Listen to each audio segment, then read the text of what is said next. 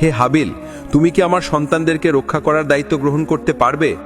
উত্তরে হাবিল বলল, হে আমার পিতা, আল্লাহ তাআলা যদি আমার উপর অনুগ্রহ করেন তাহলে অবশ্যই আমি এই দায়িত্ব গ্রহণ করতে রাজি। এরপর হজরত আদম ও বিবি হাওয়া আলাইহিসসালাম সন্তানদের রক্ষণাবেক্ষণের দায়িত্ব হাবিলের কাছে ন্যস্ত করে মক্কার উদ্দেশ্যে রওনা করলেন। এদিকে আদম আলাইহিসসালাম হজে গমন করার পর কাবিল তার উদ্দেশ্য সিদ্ধির জন্য একটি বিশাল সুযোগ পেয়ে গেল।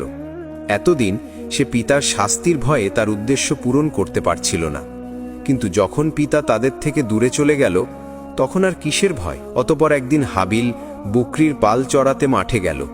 এক পর্যায়ে সে ক্লান্ত হয়ে একটি বৃক্ষের ছায়ায় ঘুমিয়ে পড়ল।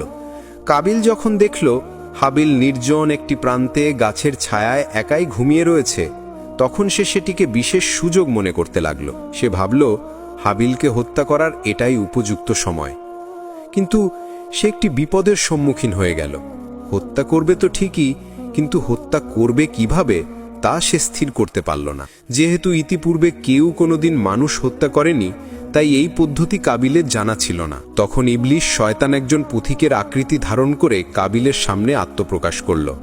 অতঃপর সে তার শয়তানি শক্তির বলে একটি কৃত্রিম সাপ তৈরি করল।